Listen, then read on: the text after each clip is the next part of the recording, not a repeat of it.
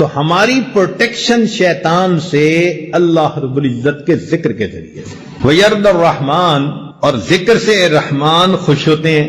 یزیل الحم والغم من القلب، ذکر کے کرنے سے انسان کے دل سے غم، پریشانی، سب کچھ ختم ہو جاتا ہے. اسی کو کسی نے یوں کہا، نہ دنیا سے، نہ دولت سے، نہ گھر آباد کرنے سے تسلی دل کو ہوتی ہے خدا کو یاد کرنے سے. پھر ایک ذکر کا فائدہ یہ بھی ہے کہ یجلب لہ الفرح، جو شخص ذکر کرتا ہے یہ ذکر اس کے دل کو خوش کر دیتا ہے، ایک خوشی نصیب ہوتی ہے. ذکر سے عجیب مستی ہوتی ہے.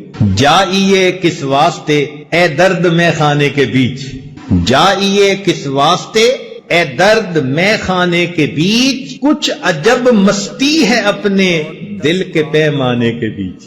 یہ دل جب جاگتا ہے نا، زندہ ہوتا ہے، اس میں ایک عجیب مستی ہوتی ہے، عجیب لذت ہوتی ہے. اسی کو حضرت باہو رحمت اللہ نے فرمایا، الف اللہ چمبے دی بوٹی مرشد من میرے وچ لائی ہو، نفی اسبات دا پانی ملیا ہر رگے ہر جائی ہو، اندر بوٹی مشک مچایا جان پھلن پر آئی ہو، جیوے مرشد میرا باہو جے اے بوٹی لائی ہو. تو جن کے سینے میں یہ ذکر ہوتا ہے پھر قدر و قیمت کا انہی کو پتہ چلتا ہے.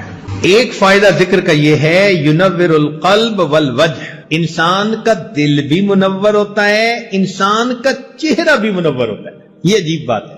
وَيَكْسُ الذَّاكِرَ الْمَحَابَةَ وَالْحَلَاوَةَ وَالنَّظْرَ، جو ذکر کرنے والا ہوتا ہے ذکر کی بنا پر اس کے چہرے کے اوپر ایک ہیبت ہوتی ہے اور ایک حلاوت ہوتی ہے اور ایک رعنائی اور خوبصورتی ہوتی ہے. اللہ والوں کے چہروں کو دیکھو، اللہ تعالیٰ کی یاد کا نور ان کے چہروں پہ چمک رہا ہوتا ہے.